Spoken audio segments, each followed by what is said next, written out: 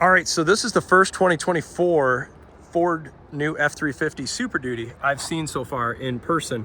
I was just looking at some of the different options. This has got the FX4 package, fifth wheel prep, and there is the damage. $69,000 for a Lariat. This isn't even an Ultimate.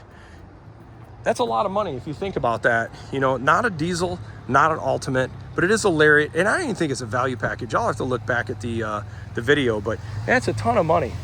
Fortunately, just to be fair, I don't see prices going down on vehicles. Until this inflation in the United States gets underway, I don't see anything changing, or maybe stuff just kind of stabilizes. But yep, here's something else that's kind of interesting too. 3 different front ends, check that out. So you got a black appearance on the right, you got a chrome packaged Lariat on the left, and you got your base XLT in the middle. Your standard halogen fog lights versus your LED fog lights. So kind of interesting there too. So there's your different headlight design, just kind of comparing each other. It's kind of neat. To be honest with you, I think the standard halogen front end is, man, it's pretty gross. I'm not a fan of the looks of that at all. And I believe it is an XLT. Yeah, it is an XLT. But you know, you look at the money you spend on something like this, $61,000. This is a 7.3 truck. Pretty basic. Not many options, but yeah, I definitely think like you look at something like this XLT right here, and this is a sport package, but look for 5,000 bucks more, and this is a premium package, so you are getting better sound, stereo, 360 cameras. Let's see, yep, 360 cameras, but it looks so much better headlights. I would spend the 5,000 bucks personally to go with this one, but I'll keep you guys posted, see if when some more diesels come in, and I'm gonna look and see if there's any other changes. I'm just not seeing it right now of changes to the 2024. Do a quick little cold start, see how this 7.3 sounds. Sounds good. This truck's pretty nicely equipped. Just realized, you know, this is a long bed truck. Nice. I haven't driven a long bed actually in the new 2024. Just kind of looking at some of the different things. XLT, it's got the halogen tail lights, brake lights, and I think this is LED though, typically. License plate lights, but it is nice. You do have the cargo lights, which actually are LED, so that's cool. And then in this one, see, this one has the LED bed lights, LED box lights too, which is nice. Let's see, curious to see what the payload in this bad boy is. Wow, this is a monster. Okay, 4,700. This truck was built last month. Just curious, GVW 11.9. Let's see, so this XLT, see what changes they made for 2024. It's gonna be interesting too, now that I've been driving my Ram, to get back in a Super Duty.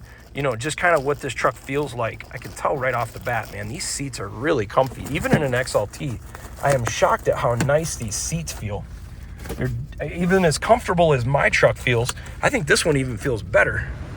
All right, let's see. But anyhow, XLT, you don't get dual climate control, but it does have heated seats. You got your drive modes, locking rear axle. I'm excited to get back into 7.3. This is always an engine that, in my opinion, I think this is the best gas HD engine in the market available today. Driving in one of these, which like I said, has been a minute since I've been in a Super Duty, but 2-3 months in mine. Some things I noticed right off the bat is the mirrors. Man, I like these mirrors way better than my 2019 Ram with the standard mirrors back then. Now, I know they made an update. I think it's in 2023. They updated the mirrors, so they're a lot better than my truck. But these mirrors are wider, and they're just, I think they're overall, it's a little bit better, a better mirror setup than what's in my truck. Guys, unfortunately, that other truck actually was spoken for, but we get to drive this Lariat instead, which is awesome. Let's see what payload on this. This is a 2024 F-350. No, this is a Lariat. So there's the difference, 4,494 pounds. So you've actually got about 300 pounds less payload. But you both of these trucks were fifth wheel prep. So it's kind of interesting. You've got almost 300 pounds more of curb weight on the Lariat versus the XLT, which is kind of interesting that it's got that much more weight difference between the two trucks. This isn't a Lariat Ultimate or a value package truck. But you can see it is a 7.3, and I think this has the 373 gears. Yep. See, 11,900 GVW. $69,000. So we'll get to do a quick review on this. So this truck's not prepped for the customer. It just came in actually. It looks like a customer backed out on this deal, but you can kind of see some of the features on this truck being a non-ultimate. You can see it's got the standard headrests. It doesn't have the speakers, the Bang & Olufsen Unleashed system in the headrest. And I believe if it's like 2023, yep, it does not have the heads-up display. No big deal. Like the Lariat Ultimate, you get the better display and you get the dual climate control. So we'll get these heated seats and heated steering wheel. Other thing you notice with the Lariat Ultimate, you get the cool control. This one's got the locking rear axle. It's got the different drive modes. That's no different than XLT and Lariat. I'm gonna let the motor warm up just for a few minutes, just to give this thing as much chance of getting good fuel economy as I can, just for comparison's sake. But I always forget how nice these new Super Duties are inside. You know, driving a 2019 Ram right now, Bighorn, and a fairly low option Bighorn, you realize when you get into one of these how much nicer of a truck this is. I'm just trying to see if any big changes. Look at this, guys. Here is a big deal. I'm not noticing the squeak for 24. Nice job, Ford. This is gone. I'm shaking this whole truck right now, guys. No noise. Freaking awesome. I'm so glad they fixed that. I mean, let's see about this side. Nah, maybe tying. No, that's good too. See, glove box working good. Yep, get the nice Super Duty inlay. That is so cool. I love that. Still got all the same hard, soft touch points. Let's see, anything else different in the rear? Not see anything. Being that this is a standard and a non-ultimate, you don't get heated rear seats. I know that. Looks like you still do get courtesy lighting and illumination in the interior, so that's nice. I like that. Let's see, any other changes? Not seeing. You can tell this does not have the Pro Steer system, so that might be part of, I think, the trailer technology package. My 2023 had that, so yep, steering wheel's feeling real nice. That's good. Won't be able to do a super long loop. Kind of see what kind of fuel economy we get with this bad boy. Noticing most the same, similar menus. Okay, I like that. That's something maybe different. So right off the bat, I'm noticing, so my view, it goes fuel economy. Okay, vehicle's on, close the door. Let's see, does it go back? It goes back to your seatbelt. Now my seatbelt is disconnected. Let's see if I can get into the menus though with the seatbelt disconnected. Sure can, I like that. That must have been an over-the-air update or some change in 2024, but that is definitely a really nice thing that Ford did, because if you had a 2023, you'd recognize that to get that screen off, you had to actually connect your seatbelt. So that's a really nice change for 2024. Okay, into some of the gauges just to kind of see for comparison. Looks like coolant temp, trans temp, engine oil voltage, auxiliary gauges. All this stuff looks very similar to 2023. I'm not seeing anything different there, which is nice. Being that this is a Lariat, you do get the auto headlights, so that's kind of cool. Auto high beams, I like that. And if you want to override your auto high beams, all you got to do is, so that puts it in auto, but to put auto high beams off, push it forward again in your manual. I like that. Some other brands do goofy things where you actually need to go and change your headlights away from auto and put it in this mode. So no big deal. You do get it with this. And let's see, I think we've got our, okay, we've got our fog lights on too, and you can see them kind of turning on and off. There you go. I've now warmed this truck up to about 135 degrees. I'm gonna pull this thing out. I'm gonna reset the fuel economy right now. We'll just do a quick little trip, nothing too crazy, but just for perspective, the motor's starting to warm up. It's probably been sitting here for about 3 minutes. So hopefully we got enough. And while I'm warming this engine up, I'm gonna get my mirrors. Whoops, there we go. Also another feature that my base level Ram doesn't have is the power mirrors, which man, I miss. All right, we are all set. So this is a big old monster. We got a long bed F-350 crew cab. I mean, if you need a parking lot to maneuver these things, having to do a 3-point just to pull this bad boy out of here. This is just my opinion, but I guess if you've got a business and you've got a fleet of a bunch of new Super Duties and you're really focused on trying to save some money per vehicle, you could get an XLT and save a little bit of money. But when you get into these new Super Duties and you get an XLT with any bit of options, it really doesn't cost not that much more money just to jump into a Lariat. This is my opinion. I think the Lariat is the best value Ford HD truck of all the, because you're getting so much of the value of all the premiumness, like heated, cooled seats, heated steering wheel, the better stereo, and some of the safety options. But yet you're not paying the premium of like the Platinum and some of the other stuff. In the past, and it's not always the case. Like if you're going to go loaded out high output diesel and you start configuring some of this and you're going to add generator, you're almost better off, to be fair, at that point, just to jump into a Platinum, because it's not that much more. But if you look at the jump from the XLT to the Lariat, to me, if I'm spending whatever, say 65 grand, to spend an extra 4 or 5 grand to have heated, cooled leather seats, heated steering wheel, and some of the safety and tech, and not to mention, this is something a lot of people don't realize, but when you jump into a Lariat and higher trim packages, a lot of times they include more sound deadening inside of the truck.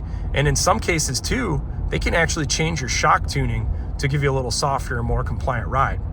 So it's been a few months now since I've been in my 2023 F-350. And the one thing I kind of noticing right off the bat is it is a little stiffer than my truck, but I don't think you should be surprised, because number one, I'm riding a 3/4 ton. Number two, I've got a Thurin fabrication 2-inch leveling kit with softer rate coils in the front, 35-inch tires on 18-inch rims, so you got a little more extra cushion there.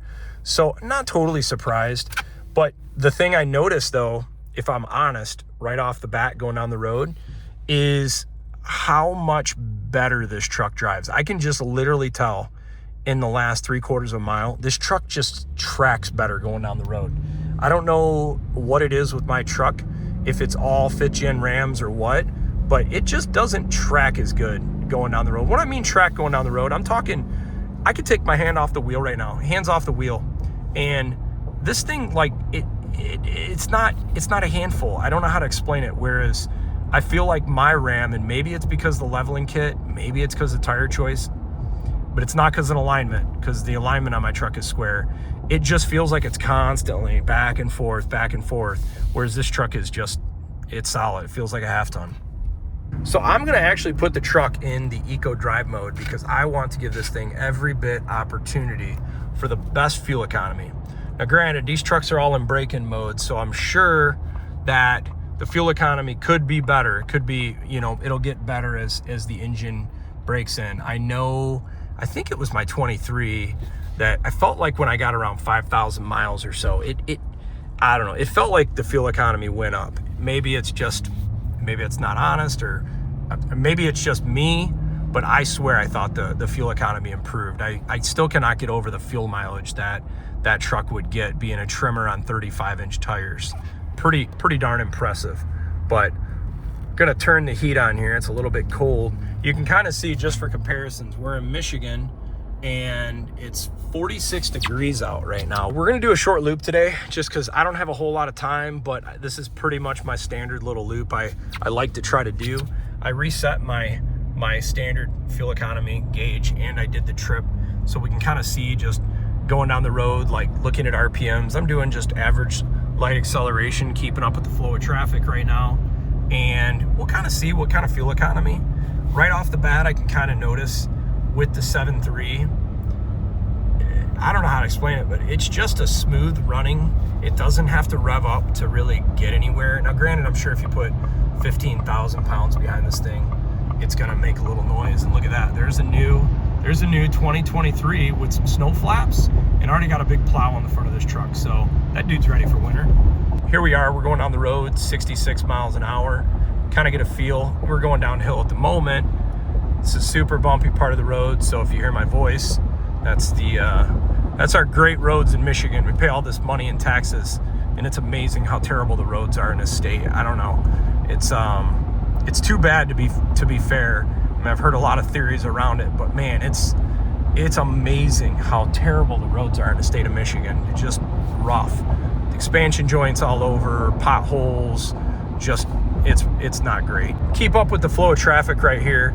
This is 373 axles, not the 430, so you can kind of see it 73, 74 miles an hour. We're hovering, I'm gonna say, right at about 1,700 RPMs, and we had a little bit of a inclination there, going up a hill a little bit. Now going down the hill. It's not a flat stretch, so you're not going to get the best fuel economy in this spot. But I feel like, to be fair, at least in Michigan, this is a very fair representation of what you'd see on the roads: ups and downs, turns, corners, rough roads, some traffic. This is like a real world Michigan loop, unless you wanted to go drive somewhere rural, but this is pretty decent. We're starting to settle in a little bit here, flow of traffic, trying purposely not to hypermile at all. This thing that's just steady 10th gear, it's not even remotely struggling to try to pull any of these small grades we have here, but you can kind of see at the speeds we're at, the fuel economy we've got coming into a flat area here, so you can kind of see it. You figure at about 74. We're about 5-6 car lengths back right now at the moment. I'd say at about 15, 16 at 73 miles per hour is pretty fair right here, considering the road and everything, what we've got, which honestly is really not bad considering running winter blend fuel and everything right now. I don't think that's bad at all.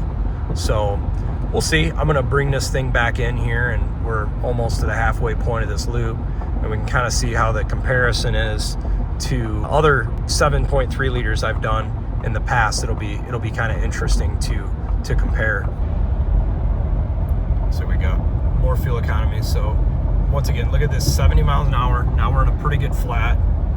It's about 15 miles per gallon. That's what I would say right now. About 15 miles per gallon, 72 miles per hour in an F-350 with 373s. Engine not broken in. I'm assuming they're starting to run some winter blend fuel, so you get the additives into winter blend fuel. I believe that impacts your fuel economy. Typically, you get a little less fuel economy then. But we're gonna turn back on the highway here. It feels like home. Spent a lot of time driving in my truck. I loved my 23 F-350. Looking for some of the screens, I'm not really seeing anything different as far as audio look different. Looks like everything's pretty similar. Apps similar, CarPlay, feature settings. Yep, let's see.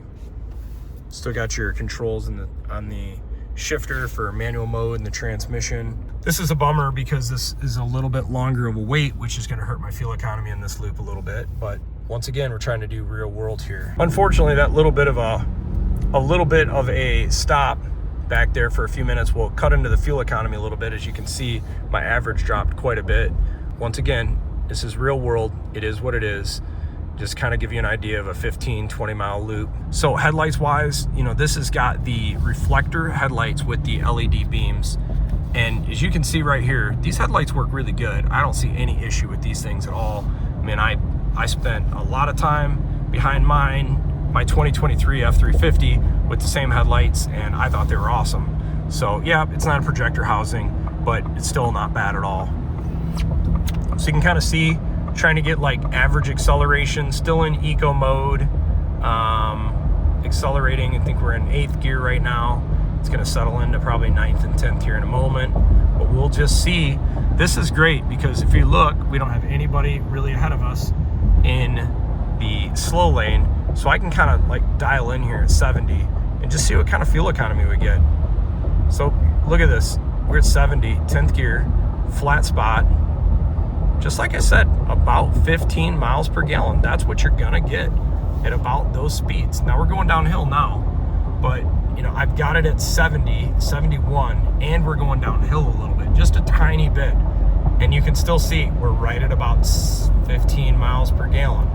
Yes, the average says 13.4, but instantaneous is at around 15. Driving mannerisms, 23 versus 24. Not noticing anything difference. I will say this, and I've said this before, but man, the seats in these new Super Duties are really comfortable. I like the seats in this truck a lot. Very soft, very compliant. See if I can go find a 23 to compare this, but I feel like these seats even almost feel a little bit softer than my truck, which is kind of interesting. I wonder if they use different padding in a Lariat Ultimate versus the standard Lariat. A little less hard, less firm, and a little more compliant, which is nice. Got the blind spot indicators in the mirrors, which is nice.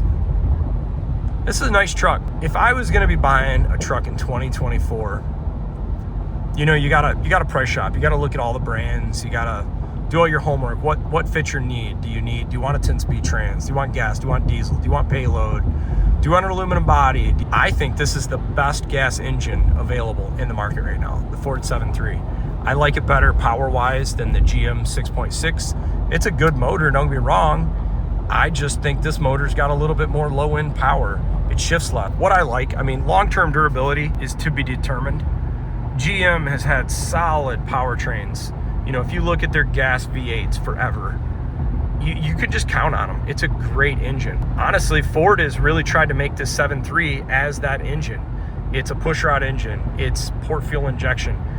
This is a big, simple, old school GM, basically small block engine with a modern 10-speed transmission, modern aerodynamics, modern interior. Old school engine with modern powertrain and modern interior. If these engines hold up, there's no reason you couldn't get 500,000 miles out of one of these things, depending on the, you know, the duty cycle you're putting the truck through.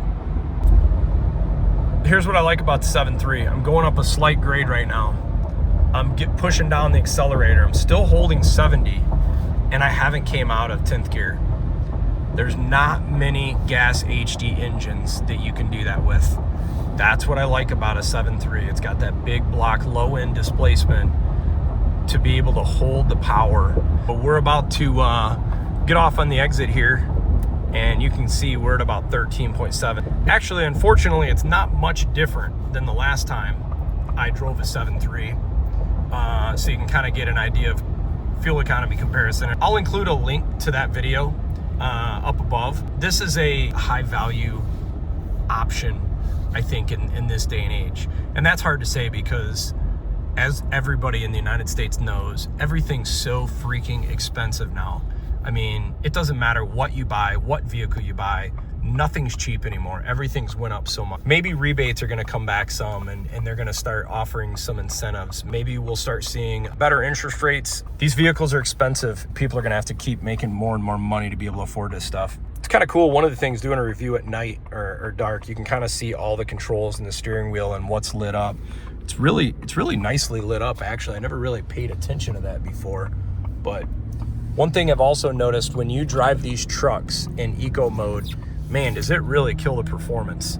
It seems like it's good for about 1 mile per gallon, which any little bit helps. And if you're not looking for all the performance, why not save the fuel economy? But gosh, when you're coming out of a stoplight, it just feels like you got a dead pedal. So all makes sense. Trade-offs. You want fuel economy, probably going to come at a sacrifice of throttle response. So we're about to finish up this trip.